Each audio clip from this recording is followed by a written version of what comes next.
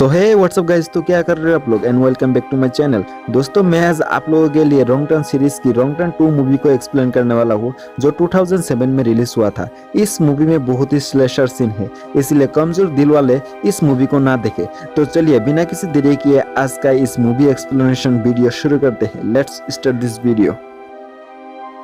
Movie के starting में हमें एक मॉडल को दिखाया जाता है जो एक रियलिटी शो शूट करने के लिए वेस्ट वर्जीनिया के जंगल में जा रहा होता है और किम्बरली गाड़ी चलाते चलाते अपने मैनेजर से बात कर रहे थे और मैनेजर किम्बरली को शो पर पहुंचने के लिए फोन पर गाइड करता है और देखते ही देखते किम्बरली के सामने दो रास्ते आ जाता है। तभी किम्बरली पूछता है कि मैं कौन से रास्ते में जाऊँ। फिर मैनेजर कहता है कि आप पेपर फैक्ट्री के रोड पे आ जाइए और मैनेजर का बात सुन के किम्बरली उसी रास्ते में जाने की सोचता है और देखते ही देखते किम्बरली उस रास्ते से जा ही रहा होता है। तभी मैनेजर के साथ उनका फोन कट जाता है, जिसके कारण उन्हें किम्बरली अपने फोन को चेक करते हैं। उसी समय वो देखते हैं कि उसका फोन में नेटवर्क नहीं है और उसी समय किसी एक आदमी से वो टकरा देता है। इसके कारण वो बेहोश हो जाता है और किम्बरली बहुत ही घबरा जाता है और उसे बचाने के लिए उसके पास आता है और उसको होश में लाने के लिए कोशिश करता है। तभी हमें दिखाया जाता है कि वो एक आदमी म्यूटेंट है जो उसके ठोट पर काट देता है, जिसके कारण वो बहुत ही डर जाता है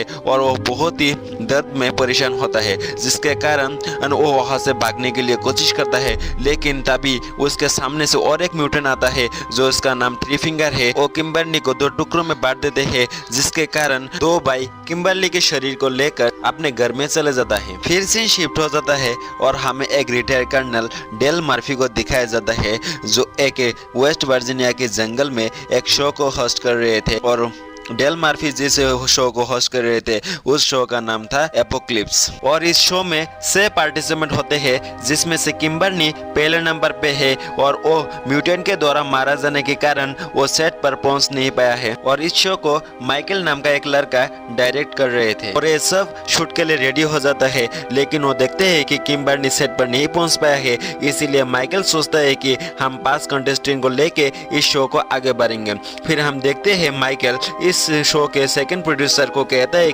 क्यों ना आप 6 कंटेस्टेंट बन जाइए। फिर हम देखते हैं कि वो प्रोड्यूसर एग्री हो जाता है, जिसके कारण 6 कंटेस्टेंट हो जाता है और वो सब शूट के लिए रेडी हो जाता है। फिर माइकल कहता है कि इस सारे जंगल में कैमरा फिट करवाया गया है जिसमें से मैं सबके ऊपर नजर रख सकूंगा और माइकल सभी पार्टिसिपेंट को एक एक टीम में बांट देते हैं और उन सभी को गेम का रूल बता दिया जाता है और एक गेम शुरू हो जाता है। सीन शिफ्ट हो जाता है और हम देखते हैं जंगल में जो कैमरा लगाया हुआ था उनमें से कैमरा 9 में हम एक पार्टिसिपेंट को दिखते हैं जो उस समय टॉयलेट कर रहे थे और हम देखते हैं पीछे से कोई आके उसे गोले कटकर मार देता है। फिर हम देखते हैं कि शो के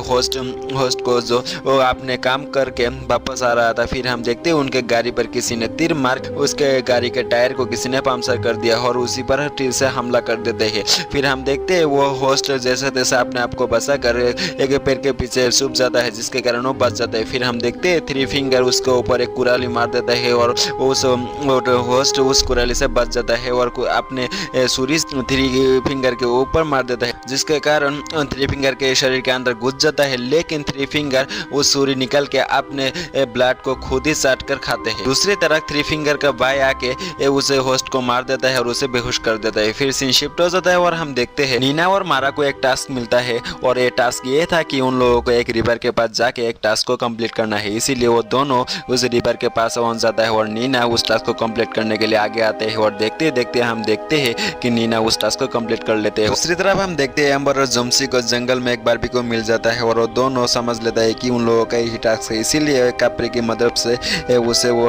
उठाकर लेके आ जाता है। फिर सीन शिफ्ट हो जाता है और हम देखते हैं मारा उस जगह को छोड़ना चाहता था, इसीलिए वो चलते चलते एक घर के सामने आ जाता है और वो दोनों एक घर के अंदर घुस जाता है और ताकि वहाँ पर उन लोगों को एक फोन मिल जाए और वो फोन कर सके। वहाँ पर जाने के बाद उन लोगों को एक डिफॉर्म लोगों की तस्वीर भी मिल जाता है, जिनमें से माँ, पा, सिस्टर एंड ब्रदर होता है। उन लोगों को देखते ही देखते और उन लोगों को आवाज़ आती है 2 लोगों की आने की। वो देखते हैं कि सिस्टर एंड माँ आया है, माँ को डिलीवरी पेन स्टार्ट हो चुका है, इसीलिए उन लोगों के बीच हम देखते हैं माँ ने एक डिफॉर्म लोगों को पैदा किया है। ये देखने के बाद वो दोनों बहुत ही डर जाता है और सिस्टर उन दोनों को देख लेता है। उन दोनों को देखने के बाद उन लोगों को ऊपर हमला करने लगता है। फिर हम देखते हैं वो दोनों एक पलंग की मदद से दरवाज़ा को बंद कर लेता है और वो दोनों बाहर निकलने की कोशिश करता है। फिर हम देखते हैं सिस्टर बाहर से दरवाजे को तोड़ने के लिए कोशिश करती है। फिर हम देखते हैं नीना और मारा को दरवाज़ा और खिड़की खोलने की कोशिश करता है, लेकिन दरवाज़ा और खिड़की मजबूत होने के कारण दोनों वो दरवाज़ा और खिड़की तोड़ नहीं सकते। इसीलिए उन लोगों को टॉयलेट के अंदर से उन लोगों को बाहर आना पड़ता है और वो बाहर आते समय पा उन दोनों को भागते समय वो देख लेता है, जिसके कारण पा उन लोगों के ऊपर हमला कर देता है और मारा की माथे पर आके लगता है, जिसके कारण मारा वहीं पर ऑन द स्पॉट डेथ हो जाता है। फिर हम देखते हैं पा मीरा के पास आता है और मीरा की सिर से वो कुल्हाड़ी निकलता है और नीना को ढूंढने में लग जाता है। नीना एक जगह पर छुपी रहता है और वहाँ पर माँ पा को लेने के लिए आते हैं और माँ की गाड़ी मीरा को भी बंधा हुआ होता है और मीरा की उंगली माँ खा रहा होता है और वो खा के सीधा नीना के सामने फेंक देता है, जिसके बाद नीना बहुत ही मुश्किल से अपने आप को संभल कर छुपी रहता है और वो दोनों वहाँ से जाने के बाद नीना भी वहाँ से भाग जाता है। दूसरी तरफ हम देखते हैं बेल को होश आता है और उसे होश आने के बाद वो देखते हैं कि किसी ने उसको उल्टा लटकाया हो और उनके सामने थ्री फिंगर नील की बॉडी को काट के डिनर की तैयारी कर रहे थे। और वहाँ पर हमें दिखाया जाता है माँ और पा वहाँ पर गाड़ी लेके आते हैं और मीरा की बॉडी को वहाँ पर रख के वापस चला जाता है और थ्री फिंगर बिल को मारने वाला होता है, तभी थ्री फिंगर को चोट पहुँचाकर और वो अपने आप को सुरा लेता है। बिल एक बहुत ही बहादुर सिपाही था, इसीलिए वो बहुत ही शानदार तरीके से थ्री फिंगर से फाइट करता है और थ्री फिंगर को एक शॉटगन की मदद से उसे उड़ा देता है। दूसरी तरफ हम देखते हैं माइकल अपने कार में आते हैं और जंगल में लगे हुए सारे कैमरा को चेक करता है। ठीक उसी समय उसके गाड़ी किसी ने चला रहा है ऐसा उसे महसूस होता है और वो समझता है कि ये शायद बेन ने चला रहा होता है, लेकिन उस गाड़ी को में नहीं चला रहा होता है। इस गाड़ी को माँ और पा चला रहा होता है और थोड़ी देर बाद पा आके माइकल को बहुत मारता है और उसे बेहोश कर देता है। दूसरी तरफ हम देखते हैं जे एम्बर और जॉन्सी जो बारबी को बहुत ही मजे से एंजॉय कर रहे थे, उनके पास नीना बहुत ही डरे हुए और बहुत ही हाफते हुए उनके पास आता है और उन लोगों को कहता है कि हमें इस जगह पर एक पल भी नहीं रुकना है। इस पल में बहुत ही भयानक कांड हो रहे हैं और उनके साथ जो हुआ सारे इंसिडेंट उन लोगों को बताता है, लेकिन उनमें से जे कहता है कि शायद ये प्रैंक है, इसीलिए वो कुछ नहीं कहता और वो कहता है कि ये भी शायद गेम का हिस्सा है, इसीलिए वो सीरियस नहीं होते। फिर हम देखते हैं कि एम्बरनी की नज़र अचानक उस बारबी पर जाता है जो ऐसा वो खा रहे थे। वहाँ पर वो देखते हैं किलबर के नहीं का टेटू वो देखते हैं और वो लोग समझ जाते हैं कि वो सब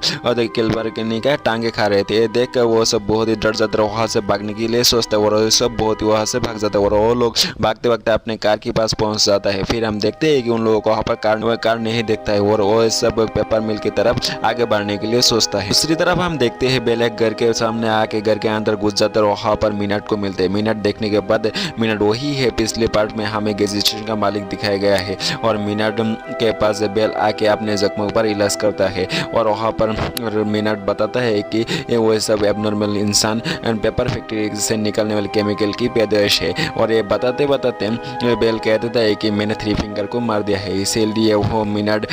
बेल पर अटैक कर देता है और वो कहता है कि वो मेरा बेटा है। फिर हम देखते हैं बेल एक ग्रेनेड से उस मिनट को चित्र उड़ा देता है और बेल उनसे लड़ने के लिए सारे इंस्ट्रूमेंट कलेक्ट कर लेते हैं। दूसरी तरफ हम देखते हैं सारों पार्टिसिपेंट एक साथ मिल के पेपर मिल को ढूंढ रहा होता है और ढूंढते ढूंढते उन लोगों को दो लोगों की आवाज़ें सुनाई देता है और वो दो लोग फादर एंड सिस्टर होता है। उन लोगों के बीच उन चारों की फाइट हो जाता है और नीना मौका देख के उन लोगों को छोड़ के वहाँ से चला जाता है। फिर हम देखते हैं वो तीनों वो फादर एंड सिस्टर के साथ बहुत ही शानदार तरीके से फाइट करता है और उन दोनों को बहुत मारता है और उनको भगा देता है। फिर हम देखते हैं वो तीनों लीना को ढूंढने के लिए कहता है, इसीलिए जैक जीना और एम्बरनी को कहता है कि तुम लोग पेपर मिल में जाके पहुंचो, मैं ईना को ढूंढ के वहाँ पर ही तुमसे लोगों से मिलूंगा। फिर हम देखते हैं जैक ईना को ढूंढने के लिए चला जाता है। फिर हम देखते हैं ईना एक गड्ढे में फंसा हुआ है, जैक ईना को उस गड्ढे से बाहर निकलता है, लेकिन जैक की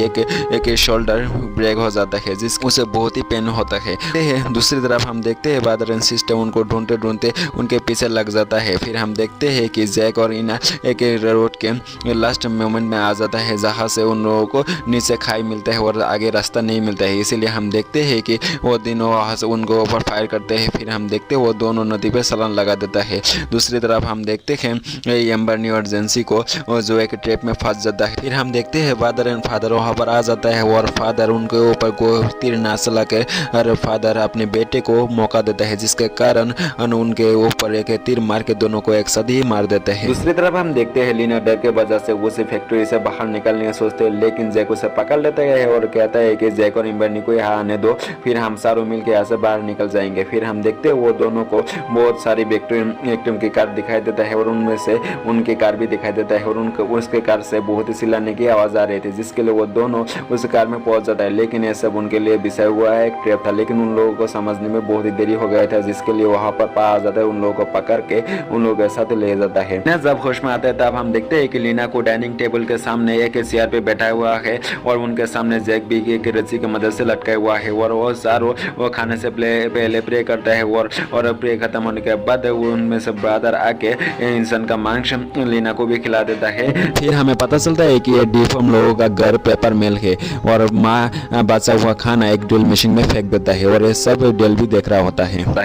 दूसरी तरफ हम देखते हैं डेल भी उस फैक्ट्री में पहुंच जाता है, जिसके लिए वह शोर होता है और वो सारों डेल को ढूंढने के लिए लग जाता है। फिर हम देखते हैं डेल ब्रदर एंड सिस्टर को अपने ट्रैप में फंसा लेता है और उनको डायनामाइट से उड़ा देता है और लीना भी अंदर अपने आप को सुराने के लिए कोशिश करता है। फिर हम देखते हैं डेल वहाँ पर आ जाता है और लीना को आज़ाद कर देता है और जैक को भी आज़ाद कर देते हैं। उतनी देर में माँ और पा आ जाता है और अपने बच्चे के टुकड़े टुकड़े हुआ देखकर वो लोग बहुत ही पागल हो जाता है और डेल के ऊपर बहुत ही बार तीर से वार करते हैं, लेकिन वो बहुत ही मजबूत होने के कारण वो नहीं मरता है। फिर हम देखते हैं माँ उनके ऊपर एक नोकीला तार गले के अंदर फेंक देता है, जिसके कारण उनमें उसके अंदर से बहुत ही ब्लीडिंग होके वो मर जाता है। दूसरी तरफ हम देखते हैं वहाँ पर जैक और नीला उस फैक्ट्री से बाहर निकलने की कोशिश करता है, लेकिन जैक वहाँ से बाहर नहीं निकल पाते हैं, लेकिन लीना वहाँ से बाहर निकल पाते हैं। इसीलिए पा वहाँ पर आके जैक को मारने की कोशिश करता है और उसे एक ड्रिल मशीन में फेंकने की कोशिश करता है, लेकिन वहाँ पर तभी नीला आ जाता है और जैक को बचाने के लिए पा के मारता है और जैक पा को एक मशीन के अंदर ढका देता है, जिसके लिए उसके हाथ एक टिकीमा बन जाता है। फिर हम देखते हैं वहाँ पर माँ आ जाता है और पा को बचाने के लिए वहाँ से बाहर निकलता है और माँ जैक को मारने के लिए एक लकड़ी उठाता है। फिर हम देखते हैं लीना एक लीवर खींच देता है, जिसके लिए वो दोनों एक मशीन में घुस जाता है और दोनों का कीमा बन जाता है और वो दोनों वापस अपने घर के लिए निकल जाते हैं। और मूवी के एंड में हमें दिखाया जाता है कि थ्री फिंगर अभी भी नहीं मरा है, वो अभी भी जिंदा है और भी डिफॉर्म लोगों को फीड कर रहा है और मीरा की एक उंगली की मदद से, और यहीं पर ये मूवी खत्म हो जाता है।